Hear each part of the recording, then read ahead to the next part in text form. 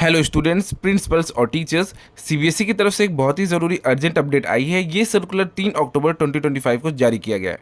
इसका सब्जेक्ट क्या रहने वाला है, ये है लिस्ट ऑफ कैंडिडेट के सबमिशन के बारे में। ये क्लास 10 फर्स्ट एग्जामिनेशन और क्लास 12 के स्टूडेंट्स के बोर्ड एग्जामिनेशन जो कि 2026 के लिए एलओसी जमा करने से रिलेटेड है। As per the circular, CBSE ने साफ कहा है कि उन्होंने इससे पहले ही 27 अगस्त 2025 को ओरिजिनल सर्कुलर दे दिया था। इसके बाद स्कूल्स को एलओसी टाइम पर जमा करने के लिए बहुत बार याद दिलाया गया है। टोटल 8 रिमाइंडर्स दिए गए हैं, जिसमें ये शामिल हैं 9 सितंबर 2025 को क्रिटिकल डेट, CWSN कैंडिडेट्स के मॉड्यूल एक्टिवेशन सब बताया गया है। 11 सितंबर 2025 जो कि रिमाइंडर फर्स्ट को डेटा की एक्यूरेसी और टाइमलाइंस के लिए बोला गया था। 18 सितंबर 2025 को पेरेंट्स को सही डेटा और सब्जेक्ट के सबमिशन के बारे में भी इन्फॉर्म किया गया था।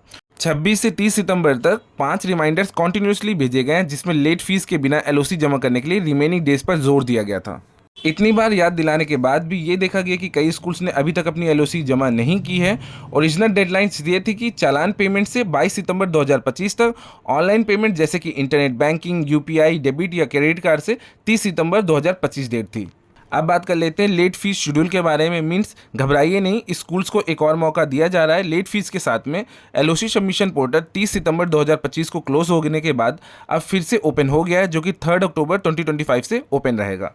लेट फीस के साथ में नए शेड्यूल की बात करें तो पेमेंट थ्रू चालान, यानी कि अगर आप पेमेंट चालान के थ्रू करना चाहते हैं तो 3 अक्टूबर से लेके 8 अक्टूबर रात के 11:59 तक पोर्टल ओपन रहेगा।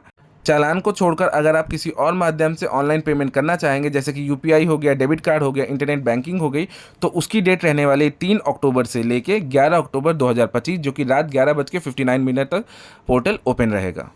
सीबीएसई ने सभी प्रिंसिपल को सख्त निर्देश दिए हैं कि एलओसी इस निर्धारित समय सीमा के अंदर लेट फीस के साथ में ज़रूर सबमिट कर दें।